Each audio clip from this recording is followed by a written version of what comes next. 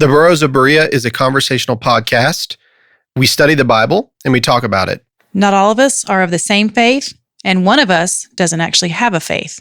And that's wonderful. We all love one another, and we're going to continue to talk about these things. The things we believe in and the things we believe about what we read in the Bible. Not all of these are necessarily true. Some of it is opinion and speculation. Thank you for listening and speculating with us. There you go. That was good. Yes. You are listening to the Burrows of Berea. All right, well, welcome back to the Burrows of Berea. I am Rick Welch, and not behind the glass, but a long, far away road trip, Andy Bishop at Berean Bible Church. He just did his little rocket sound, everybody. Yeah. And also, straight out of Compton, Ralph Hicks. Represent. We don't have Billy Kimsey. He wasn't able to come. And Cherry Lewis is in Idaho on the Fort Hall Reservation doing a vacation Bible school with some young children, which is awesome. And then Sarita. I called Sarita last night. How is she? She does not have COVID. Oh, really? No, she has the Amish flu. You ever heard of that? That's a real thing. It sounds like a punchline. Yeah, it starts off, you're a little horsey, and then after a while, you're a little buggy. It is a punchline. And there's his joke. Sorry, just kidding. She does have COVID. So, if you guys hear anything in the background, we are recording at the Berean Bible Church, and so you're going to hear some people talking, maybe some questions from the audience. And we have a very special guest, somebody that I got to meet this year. My wife and I immediately just fell in love with this guy. Minister, author of the book, Christianity's Great Dilemma, which I have read, my wife is reading, and we've been passing it around. Glenn Hill, thank you so much for being on the show, Glenn. Thank you, Rick. Yeah. I'm very honored. You have no idea what the show is, so I don't I don't know that you would be honored or not. Feel very much out of place. Oh, not at all. We're actually the ones out of place. That's what we wanted to know since I met you at the spring conference and got your book. And of course, when I first found the BereanBibleChurch.org, I saw that book was on their website. And so I was really excited to get to meet you. But fortunately for us, for me, you're here to do a testimony for us, which I'm super excited about. So the first thing I always ask every guest is, can you tell me your earliest memory of when you heard the name Jesus Christ? No, I can't. I gave my heart to the Lord at age 9, or as you guys say, he drew me at age 9. But I felt like I gave him my heart. But anyway, I understand that salvation is his work, and he does draw us to him. But I had gone to church since I was even younger, but it was 9 years old when I finally, as we did in those days, made my way to an altar and said, I want to be your boy, and I want to live for you.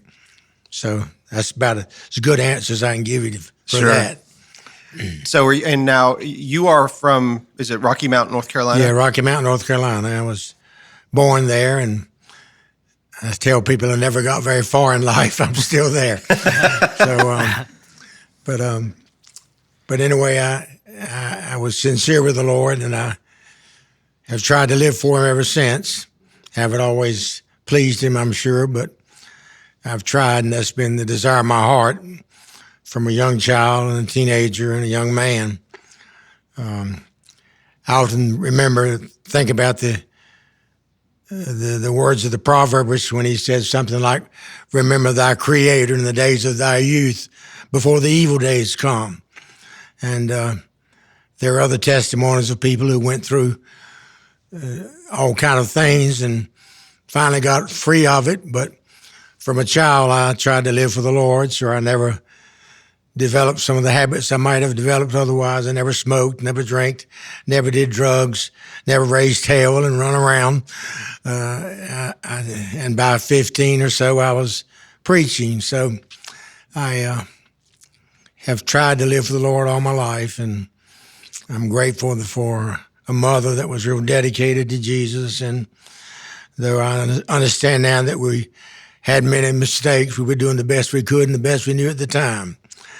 I come from a kind of a holiness background, Pentecost important in our lives, and very work oriented. The Lord couldn't save me unless I helped him. Right. And, so much of my life was spent trying to help him. Thank the Lord for the day that I found grace. So I'll pause unless you want me to keep on. Well, no, I mean, I'll let you keep on, but I'm really curious. You said you started preaching at the age of 15. Well, something like that. I can't remember exactly, but Around that time. So can you tell me about your call, like how that happened? Well, I can't. No, I can't. How long have you been preaching? What's the math on that? Well, I'm 82 now, so Wow. I'll be 82 next week, August the 9th. What inspired you to 67 start years. writing books? What? What inspired you to start writing books? Well, I guess that's a little late in my story. Yeah, we'll get to that. That's get to important. that. We'll get to that in Okay. a little bit. The Lord started reeling him in when he was a baby. He got him to shore at 9, and by 15, he was already in the car driving the Lord out to the world. Yeah. Well, didn't get my license until I was 16. But it's always been my heart to live for him and to make him, as I say in the opening paragraph of that book, to live for him so that make him glad that he saved me. But I've never been a member of any denomination. My church that I attended and my church that I pastored for many years were always non-denominational churches. But as I said already, we went through I was in a very fundamentalist fellowship, and my sister and I joked that we couldn't do anything as young people except go to church and go to school because everything else was a sin. And so that's kind of how I grew up. And I look back now, I missed a lot, but maybe I missed a lot of trouble too. But at any rate, again, those were efforts to be sure I was saved, So you couldn't go to the movies. You didn't have a TV at our house, and couldn't go to the school dances, and couldn't go to the sporting events, and couldn't even be in the band because they had to attend the sporting events, and I couldn't do that. So I was glad when I discovered grace, and that was probably I was maybe 40 or 45 years ago.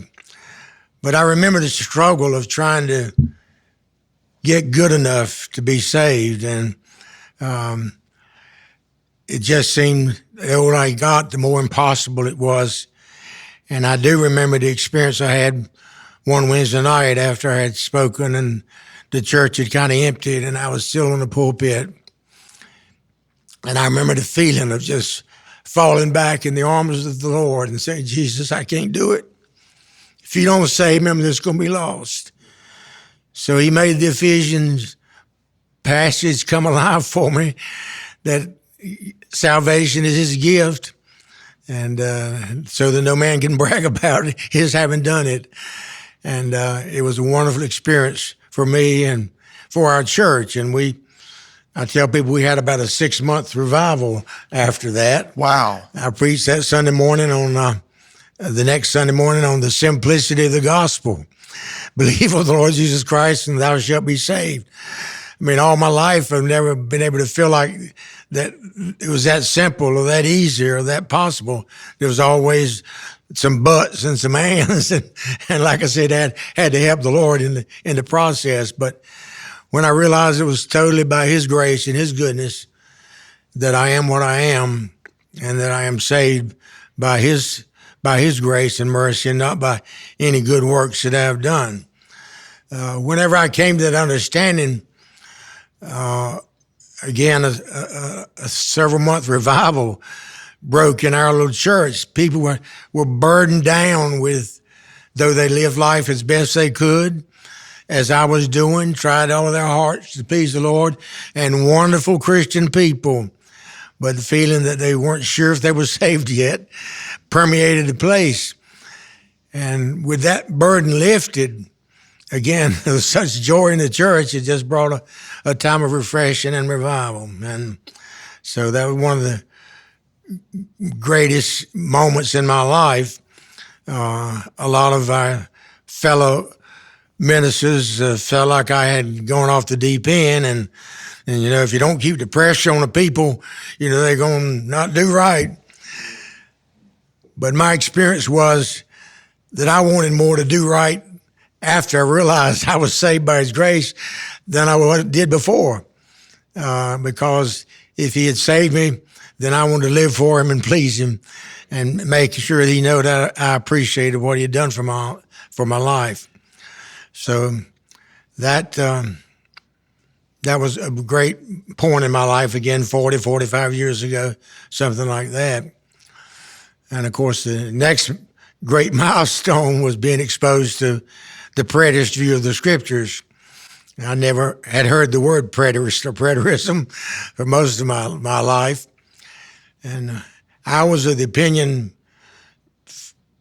most always that Matthew 24 was about the judgment of God on Jerusalem. But when you got to Acts and the epistles, that was a coming of the Lord that I still anticipated in the future and looked for, as most everybody else did. But I had grasped that Matthew 24 was about His judgment on His people.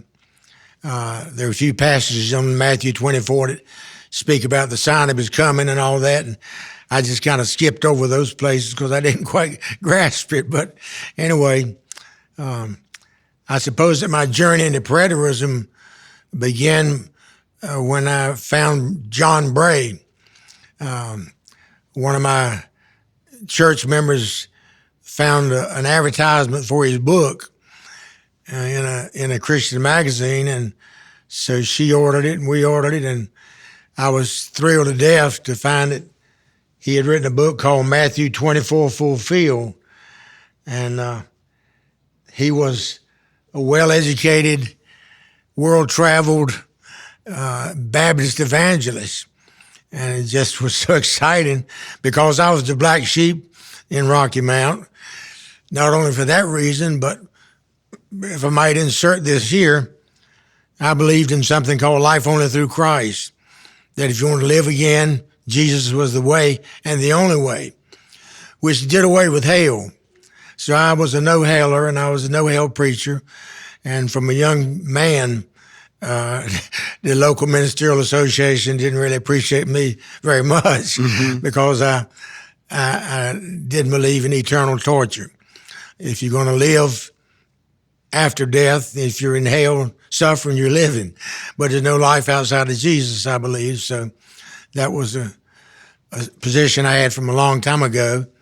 I understand it better now, but anyway, so I didn't believe in hell, and so that, and I'm about to lose my train of thought here now. I don't remember where it was, but You were talking about after John Bray. yeah, you read okay. That. So John Bray, he was an evangelist stationed in Florida, and he traveled around the country.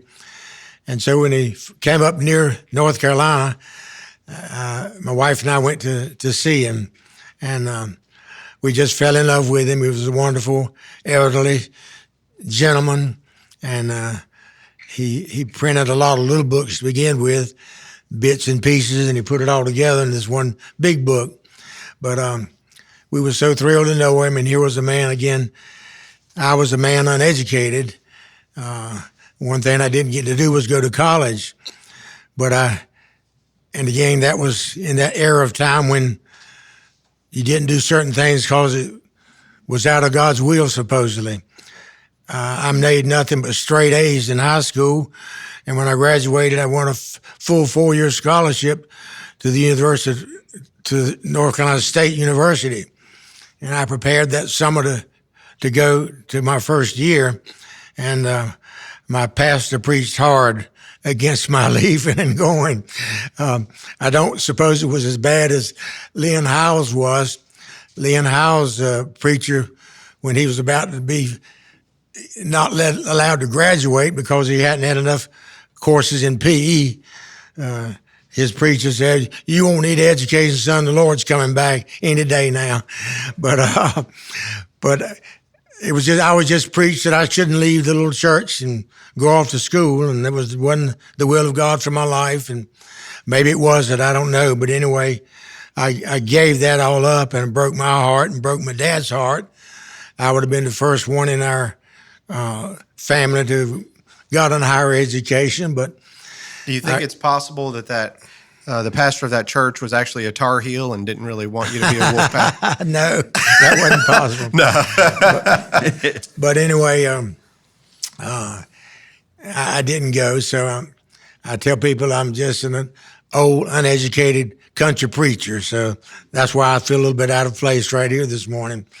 But I got a library full of more books than I can read, and I've tried to educate myself in the things of the Lord and otherwise through the years. But John Bray, we just loved him, and we even bought a bunch of his books and studied them in church as a church.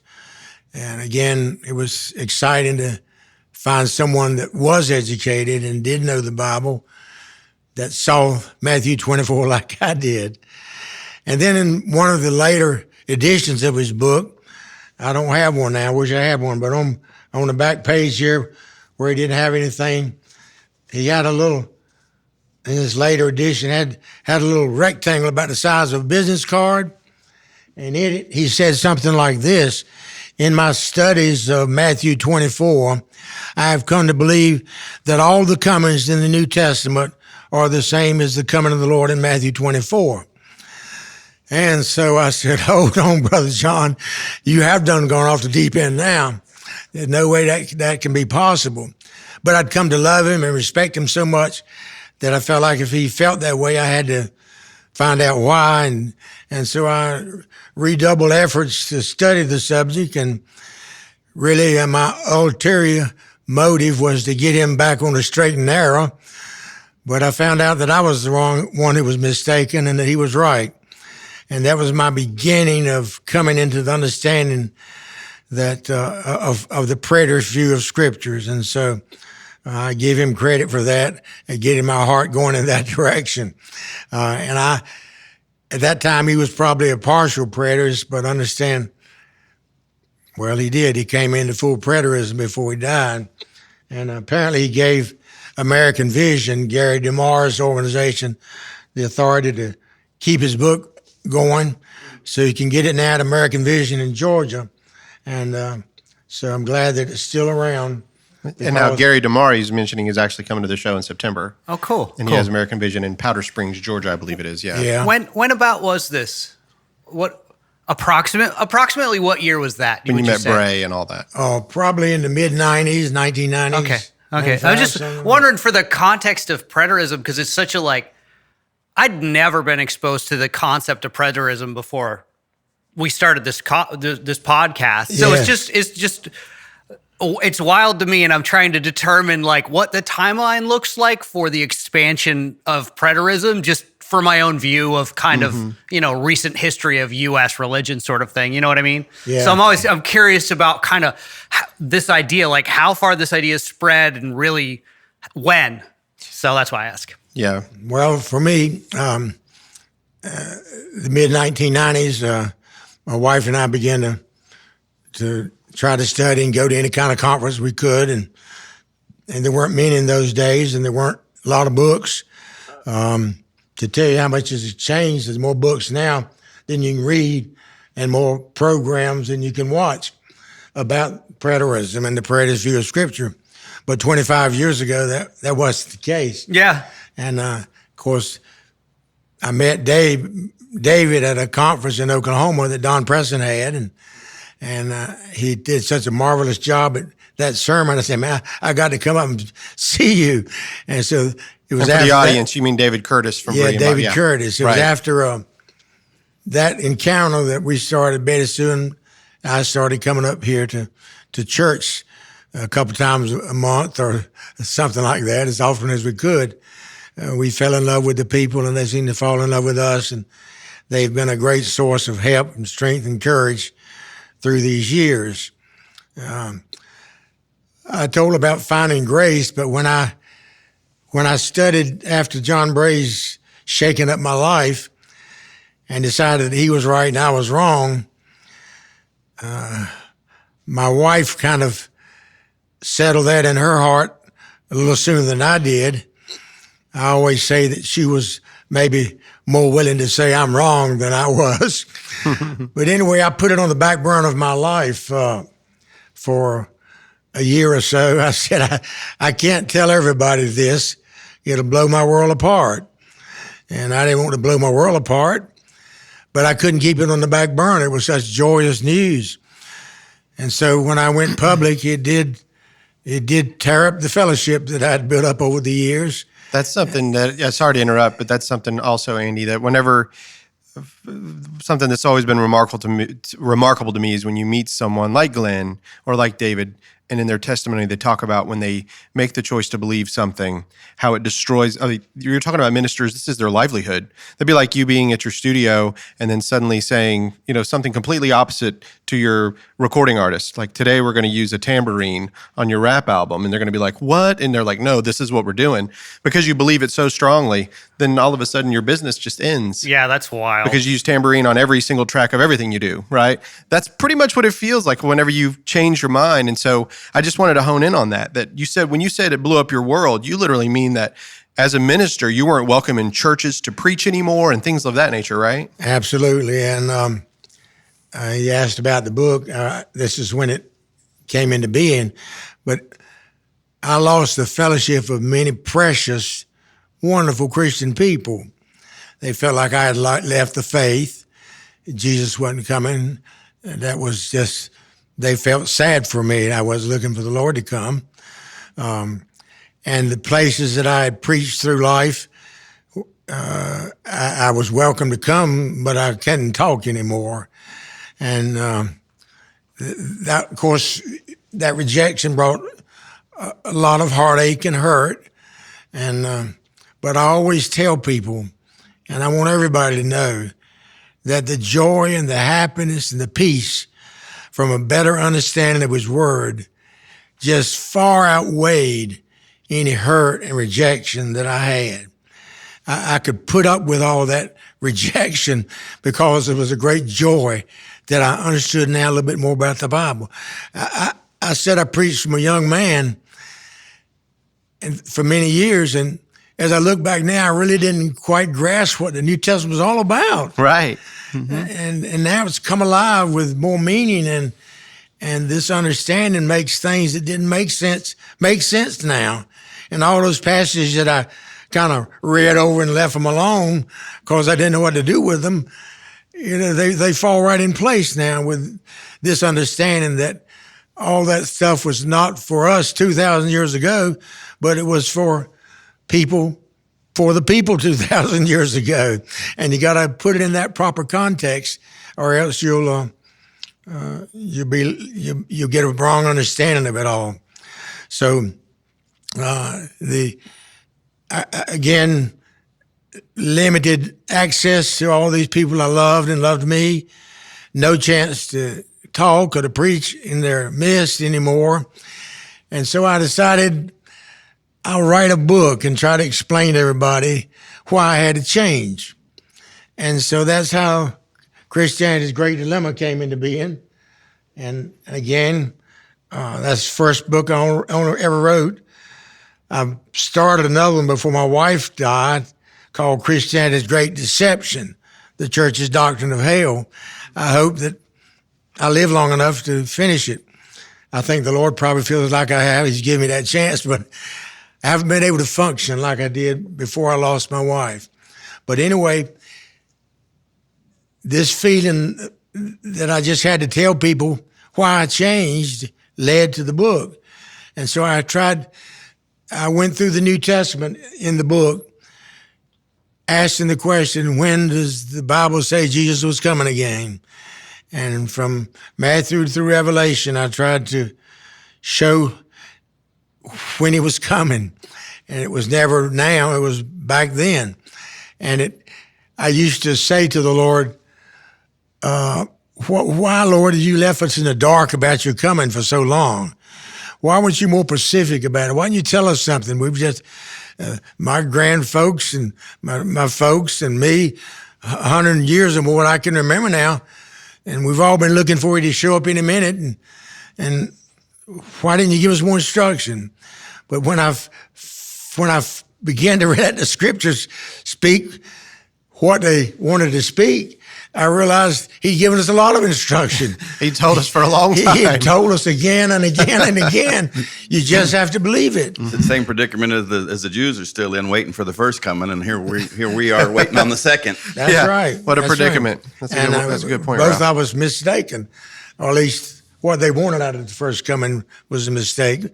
But and what people are wanting now, I mean, there's the feeling that Jesus is going to set up a literal kingdom in Jerusalem and build another temple and all that stuff. People are looking for that, but there's no purpose in all that. Jesus has provided salvation. His kingdom is a spiritual kingdom, and we get to live in it and enjoy it. And people asked, or they say, "You taken away my hope." Jesus is not coming. What I got to look forward to? Well, I said, which is better, having a brand new Cadillac convertible, or hoping you will get one day? Which is better? Obviously, having one is better. Mm-hmm. And so I preached a sermon one time, my journey from hoping to having. These things I had hoped to have, all of a sudden I realized I had them. And so I got to live in them and enjoy them, and not just hope one day that I could possess them. And so that just brought great joy to my life. But back to the book, it was an effort to tell people that I haven't left the faith, and it's a simple book, no big words, no complicated theological jargon. You don't have to have a dictionary beside you to read it. And it's written in the common everyday language of people, which is what I speak and what I know. So it's unbelievable to me that it's been out 11 and a half years now, and it's just still selling great. Every week almost somebody discovers it and gets excited about it. And it's just been such a blessing. People ask you, what do you do? Well, it's kind of kept me busy because I'm writing letters to people and involved with the book. And I've saved for 11 and a half years, and I don't believe there's been a single month that I haven't gotten a little royalty from Amazon on the book. And that's just unbelievable. I was such a nobody and still am. And for my book to have that kind of readership, and it's been around the world, even translated into the Dutch language. And people want me to translate into the Spanish language, which maybe I should do or get done. But anyway, that book has just brought me in touch with so many people, and apparently has helped so many folks to see the truth. And I'm just so grateful for it. And Jesus gets all the praise and the glory and the honor, because I couldn't have done it by myself. And I thank the Lord that He's using it and helping people to see this truth. Maybe I should pause and let y'all tell me how you want me to fill in there. No, I mean, I like everything that you've said. It's made me think about some things, and even you were talking about something Pastor said the other night, that he's felt like a Pharisee, out there talking. And if you listen to a lot of pastors today, it sounds like they're all a bunch of Pharisees. Look, I'm the only one that knows. It's my way. There is no other way. But what you said earlier is absolutely spot on. Jesus is the way. And That's it says right. Jesus is the way. And we've lost it that the pastor someday, you listen to them, sometimes it's, I'm the way. And I want to give credit to a man who lived in the mountains in Sparta, John Anderson. About the time Betty Sue and I were into searching, he started having conferences. And that's where I met, I think, David and Don Preston and Ed Stevens and John Noe and several other people who were kind of leading in this effort. And again, there weren't many materials, but some of them had some cassette tapes and some sermons they'd printed out, et cetera. And we got our hands on all we could find, trying to understand if this was true or if it was not. I've always been a man and a Christian and a preacher who pursued truth. And as I already said, I disagreed with the ministers in my town because I didn't think they were preaching the truth about things. And the truth mattered to me and not tradition. And so I wanted truth, and the same was true about the understanding of end time events. I've had a real recent experience that I'll just share with you. I had a man to order a book. Somebody had recommended it for me, and when I got to mail it to him, I realized he lived 25 miles from me. And so I told him in the letter with the book that he and I had to get together for lunch or something sometime soon. Well, about a couple of weeks later, he called to get another book, and then I found out that he went to a church near me. So I said, we won't meet for lunch. I'll just come to church one Sunday morning, and I'll meet you. So I've been going there, visiting, because of the contact and relationship with him for a couple of years. It is a futurist church, but they had asked me to preach a few times, and they got mixed up again with me and called me doctor. I told them I wasn't a doctor, but I still get mail from them, Dr. Glenn Hill. But anyway, again, I'd preached a few times for them, and they loved it, enjoyed it, and they loved me, and I loved them. And recently, they invited me to preach again, and I just felt led of the Lord to preach something more meaningful than a general sermon that everybody would enjoy and praise me over. And so I just felt led of the Lord to preach the truth about the last days. As I've been coming in 2 years now, I gotta do something meaningful. So I wouldn't dare do that without the pastor's permission. So I talked to him and said, it's going to be different from what you believe and how I see it. And I wouldn't dare preach it without your okay. And so after a while of discussion, he said, well, you just go ahead and preach what you feel like the Lord's laid on your heart, and we'll deal with it. So that's amazing, actually. That's really amazing. That's amazing. Because I don't know very many pastors that would open up their pulpit to hear something outside of a Baptist minister. Absolutely not. Yeah, he wasn't. But anyway, I preached it, and the following week I got word that the board had decided that I would never be allowed to preach again in their church. And so I've wanted to go back since, but I haven't. But that was still the same kind of wall. And if ever anybody preached a sermon that was scriptural, that one was. I was just Bible after Bible to support the position that I was bringing to the people. And it's on my Facebook page. Anybody that didn't hear it, that wants to hear it, just go to Glenn Hill on Facebook, and the second, third item down is a sermon called The Truth About the Last Days. Not a very long sermon, but... I'll put a link on our burrsofberea.com directly to that so that the guys can go on and see that. That's a recent development and recent experience, and still in the midst of it. I want to go back, and my friend has told me things were pretty emotional, and the truth is, and I still don't understand this, the pastor has resigned since I was there when he founded the church 20-some years ago. So he resigned? Yeah. So do you think it's in regard to them putting the wall up to you? I think something's happening in his heart, don't you? Yeah. I wonder if they're not related, but one's not entirely the cause of the other, but they're both indicative of the same thing. I think so. I think so. But I can't imagine it. This was his baby. Sure. And they met in the mall for years, and now they built a great, big, beautiful church. And he's resigned, says he's going to preach like a missionary here, there, and yonder.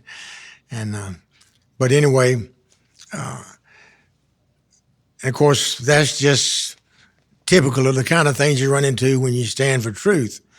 I quoted Lynn Hiles a while ago, and Lynn is a person in West Virginia that believes end times like we do. But he says the truth will make you mad before it makes you glad a lot of times. And that's so true with a lot of folks. You get mad over it, and after a while you're glad about it. But Well, that's the truth. And That I just really is love the it truth. with all my. Discovering preterism made a new man out of me, made a new preacher out of me. My ministry and my life with Jesus really had kind of 25 years ago. It really kind of become ho hum and ordinary, but discovering this just set me on fire again for the Lord, and I love Him more than I ever did.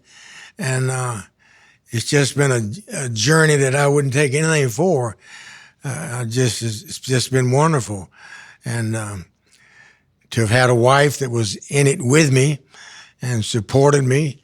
I write in the opening pages there that her daddy gave me an angel for a wife, and he did. She was just beyond special, and her seeking the truth brought division between her and her family. But anyway, we've always tried to be cordial and maintain contact anyway, and keep our door open, and hope that another door will open by and by. But that's all in the Lord's hand. You can't make people believe things. But No, but when you see that wall go up, I remember before, as a futurist, when you saw the wall go up, I would look at them and I'd say, wow, I really feel sorry for them. They don't know the direction they're going. And now I look at them and my heart hurts. Like, it really hurts because I know the joy that I feel. Absolutely. And how fulfilled that I have become since I've understood this. And I want them to have it so much, and that's the pain. That's exactly what I told the people in June when I preached this sermon I talked about, is that it had brought so much, the truth about the last days, it brought so much joy to my life. I wanted to share it with them. I wanted to tell them about it. Yes. And because it just made a new man out of me, and I wanted them to share it too. I also told them that I loved them so much. I realized I loved them so much I wanted to tell them this, but I realized they might not love me very much after they heard it. And that seemed to be the case. But Truth sets you free in a different way. yeah, that's right. The truth true. The truth will set you free. The truth will set you free, but before it sets you free, again, it says sometimes make you mad. But like I said yesterday, it's like the days of the early Christians. They were persecuted for beliefs that other people didn't have. It was completely new, and you have all of these preachers out there preaching this. Let's say there are a million preachers out there preaching this, and there's 1,000 folks that are saying, wait just a minute, I think you guys made a left turn when you should have made a right. And that's hard to get the whole world to look at that, and it takes years and years. Probably like you asked earlier about preterism. I don't know exactly when it started, but I'll tell you the pieces of it have been around forever. Like he said earlier, he didn't believe in hell and didn't preach hell. And one of the sermons when we first started doing this is I said I didn't believe in hell. Yeah. And so I think that there have been people for millennia that didn't believe in certain things. I think it's come together over years. I'm sure this read is 1,000 years old. It's just, the idea didn't really spread, or just didn't become commonplace for whatever reason. I'm sure the read itself is very old. But it's the spread of the idea seems to be changing at this point. I don't know. It's been around since Jesus spoke it. It's just we didn't understand it. A lot of us didn't understand it. I should have brought another book in they call The Parousia with James Stewart Russell. That's a couple hundred years ago that was written. Yeah, in the 1800s, And that was really kind of like the Bible on preterism. Yes. And that was not recent, but a couple of centuries ago. He first published it anonymously because it was so radical and so different. And then a few years later, he republished it and put his name to it. But that's just, I read it and it just brought so much joy to my heart, I couldn't put it down hardly. And that was when I was early days and I was trying to see, is this true? And as he wrote and expounded it, and again, it's not like we got one verse and we cling to that. There's just verse after verse after verse that support the preterist view. As David said last night, you can't take the scriptures and destroy the preterist view. You just can't do it. And you take ideas and concepts, what Joe said and John said and all that, but you can't take the scriptures and tear this down. And I just love it for that reason. Yeah, you're right. I know that I've heard several ministers talk about their 3 points in a poem. I've heard David joke about it on his, David, what does your cup say exactly that you had today? It says, I can do all things with the verse taken out of context. I can do all things with a verse taken out of context. Yeah, you can. And you know what I discovered? It's really interesting. We, when you sit down to listen to sermons, we're going, of course, we want to fellowship with other believers. No matter what, whether you're an Adventist or a Baptist or whatever, your point of going is for fellowship and reading the Bible and learning. At least that's the idea. And I found it's really interesting. A lot of like Free Will Baptists will quote C.H. Spurgeon. And I've heard Presbyterians, and I've heard people like quote James Stewart Russell. And I'm like, I don't think they read the whole book. I think they went online and they searched for some cool quotes to go with they're quoting these people. C.H. Spurgeon is I'm a huge fan. Like I went to go see his church over in London. Like I just wanted to see it. He read James Stewart Russell's book and he stopped short. It's almost like he was a partial preterist or somewhere. He didn't really focus on eschatology as much, which is strange because I don't know how you could understand the Bible, but I think we all know that C.H. Spurgeon was pretty deep when it came to the Bible. But we all quote those things and get them out of context. And I think it's because it's almost like we're blind. We're so used to, maybe even our society today especially, which is why I wanted this podcast to start in the first place. Remember, Andy?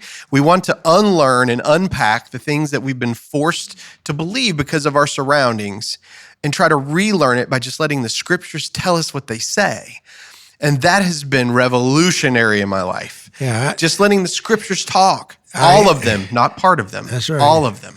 I think we've become a nation of taking things out of context. We have these fixers in politics where they got to do this spin on it, and they take one line out of something, and then it goes to court, and then they have to read the whole thing, and the guy's acquitted because they took that one line out of it. It's right. just that's why we have USA Today. When I was a kid reading newspapers, you had articles. And then all the different newspapers wrote about the similar things, and there were 3 or 4 people that fact-checked everything. And now USA Today gives you a small paragraph on everything. Mm-hmm. It's like the front page of the Wall Street Journal on the left side. It gives you all the snippets. And how many people just read those snippets and don't go read the whole article, and they come back out and they start talking about something like they really know what happened, but they didn't read the whole article, and there's something behind it. Right. The truth, usually. I heard a preacher say one time, when you take a text out of context, all you got left is a con. Oh, that's true. That's good. I can't believe I've never heard that. Yeah. And Ralph's writing it down. He'll be using that later on a sales journey. Yeah. So I think Ralph's point's really good, especially with like the internet and stuff, where like you'll see the headline of an article, and then even that headline, you click through and read the article will literally sometimes contradict the headline. That's right. But the headline is printed to make you angry. Yeah, clickbait. Yeah, it's clickbait. And you watch TV news, there's like, what, a couple 700 million people in this country now? No, it can't be 300 that many. million. 330 million. Thank you. So there's like 300 million people in this country, and they will find the biggest idiot and try to portray that person as representing a large segment of the population. It's just not true. It's just like, I love that because I think that all the time. So much stuff is like, because it's the same thing with that person as the headline. They're just trying to get you mad enough to pay attention. That's all they care about. That's what Rush Limbaugh and Stephanie Miller were all about. And that's why they have taken this country down a bad road. Of course, Rush is dead. All we do, I know now. he's dead, but he took everybody way far over there, and then she took everybody way far over there. And what we forgot is there's middle ground where we can have a conversation with each other. They took the conversation out of everything. They made everybody, it's bad, it's this. And I'm not saying that I like one or the other. I've spoken with Stephanie Miller about exactly what I just said, and to get to let her know how I felt and have her talk to me about it when I worked at the radio station. And we had a pretty good conversation. She's a smart lady. But I didn't like and it's not like I believe in what she says or don't believe in what Rush says or vice versa. It's just the way they go about doing it is just They were that. entertainers. It's exactly what That's it is. true. Entertainers foremost. I went to a Yep. conference once where Rush was speaking, and he said something, and that's exactly what somebody said something. He says, "This is just entertainment, folks." Right. So even he said that, but that's not how people take it. The people take this and then they go stomping like they know everything because they got a line from somebody. So if you take all of that, if we wrap it all in one and we actually put There you go, Rick. Bring us back. Let me show you how to segue back to Glenn. So, Thank you.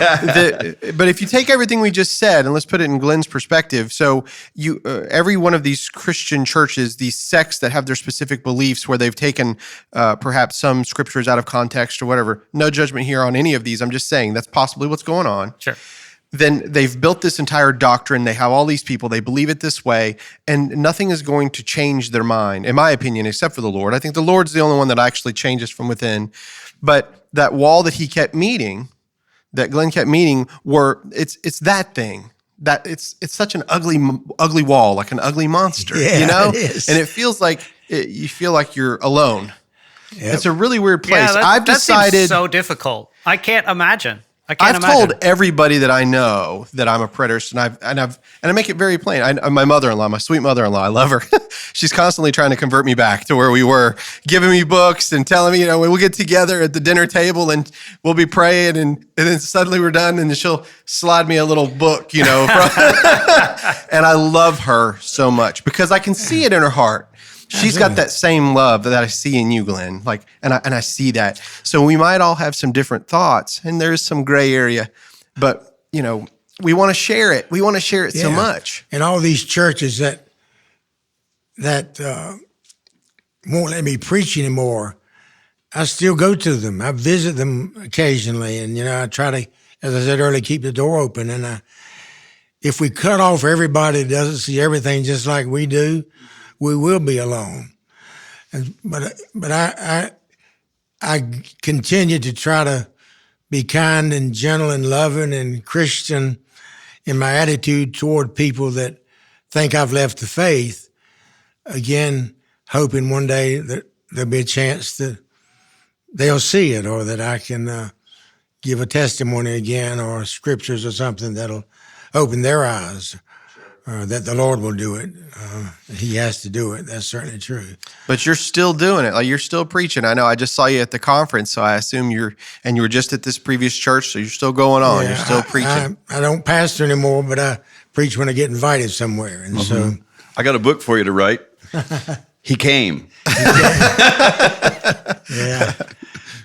He already did. It's called Christianity's Great. I think there's one like that.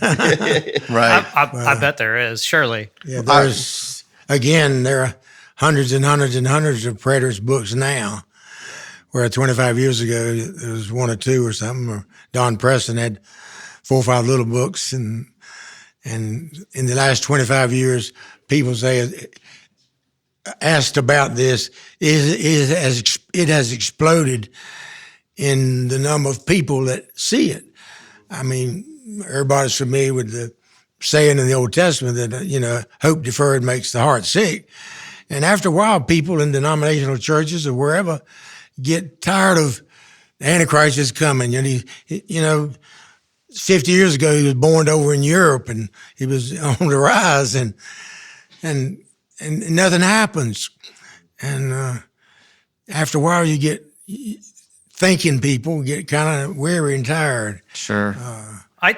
I think your upbringing is fascinating to me, because it sounds like you're a man that like actually walked the straight and narrow, which is really difficult to do in the long term. I think we absolutely all know how hard it is to really walk the narrow, especially in that first part of your life when humans are just prone to like mistakes and trying things, and how the pressure of that like that strive for perfection kind of was crushing, even on a man who seemed to actually be able to do it, which again is nearly impossible.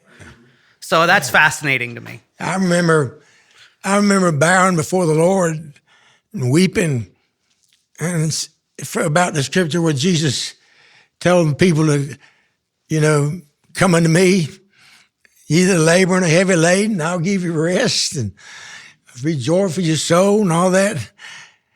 And I just said, Lord, I've worked and I've labored. I hadn't found any rest. I'm weary, I'm tired, I'm worn out. Where's the rest? But hallelujah, I found it. Yeah. I love that part. I let him save me. Yeah. And now I just live and love him for that. I love that part of your testimony, because when you said that, I could actually feel your body language, because I'm watching you. When you said that, I could feel your body language just go right back to that point where you were released and you were free. And Yeah. it was, I felt that, and you were just describing something that happened 40 years ago. Yeah. But I could feel that because the way you said it and the way your body reacted to it, I could see that all fall away. Yeah. It was very, very real experience. And of course, finding the truth about anything is wonderful, but finding the truth about grace, finding the truth about end times, just has Liberating. liberated, and again, it caused me to be more dedicated to Jesus than I was before. I thought I loved him before, but now I love him more than I ever did. And so I said in that last sermon that I preached that I wish that the Lord would see fit to do me like he did good King Hezekiah, was it? To give me 15 more years. Yeah. And I said, because I discovered all this late in life. I'm glad I discovered it late in life so I could try to correct things and apologize and do a better job of presenting the truth. One elderly pastor told me he just didn't believe the Lord would let him preach all this mistaken ideas all his life and come down when he was an elderly pastor now and let him know he was wrong about it. And on the other hand, I'm glad that though it was late in life, he let me know I was wrong about it, so I had time to correct it and get it straight. So I'm just so grateful for that. But it's been a glorious journey, and none of the trouble, none of the heartache has has never outweighed in the least the joy unspeakable and full of glory. I told the church the other day, I used to preach the doom and gloom gospel, and now I preach the joy unspeakable gospel. Yes. And it's such a difference. Hallelujah. Absolutely. Yeah, well, Jesus brought the joy, and I think a lot of preachers don't preach that. They preach you're a sinner and you're going to hell, and Jesus preached the love and the light. Yeah. It's an interesting thing to, when you have so many negative things that happen to you in some of these churches, it's easy to keep going back to it. But I can attest, as I listened to Glenn talk and like you described his body language, I know that feeling of when you finally let that go and you're just like, wow, like not only did he mean what he said what he meant. He did all that for me. He did it all for me. And once I released that, then when you're trying to walk the straight and narrow, it's different because you're following after Christ, and you feel that joy and that excitement and that love, and people that maybe used to irritate you before, suddenly they don't irritate you like they used to anymore. You just see them and I'm like, it's all good. Like it really is. It's all good. And they think you're crazy or you're obviously on some form of drug, but you're not. It's the Holy Spirit just working. Well, I've seen that in you because I've known you for not a lot of years compared to some, but I've known you for a while. What I've seen in you is you talk about the asking the questions, but certain questions bring doubt. Mm-hmm. And so I don't see you anymore questioning with doubt in your mind. Now you're questioning with a fervor. Mm-hmm. You're no longer doubting some of the things that you believed or you've heard because you've now found the truth, and now you're after that. So your questions are more leading to more truth and seeing that you have this, mm-hmm. And that's been freeing for you. Where in the beginning, when you had those questions, okay, there were doubts. Is it this? Is it this? What is it? What is it? And then when you find that truth, then it's not the doubts. Now the questions are about getting Right. more of the truth. Right. And not to, and we're going to have to wrap this episode up. But I wanted to say, Glenn, your book, an amazing book. It's the perfect, I like to call it the Preterism starter kit, because you are right. It's simple. It's simple. And I can hear your voice in it. Yeah. My wife even says that. She's like, I was reading it and it was like Glenn was talking right to me. And for anyone who's listening, we'll put the link up. You said you have an Amazon page where you can. Well, I have a website, glennlhill.com. glennlhill.com. You go there and That's the best place. yeah, Okay. it tells you how you can get the book. I mean, you can order it from Amazon. You can order it from me. Would it be okay if I put your link on our website for our Yes, I'd listeners? appreciate Okay, it. wonderful.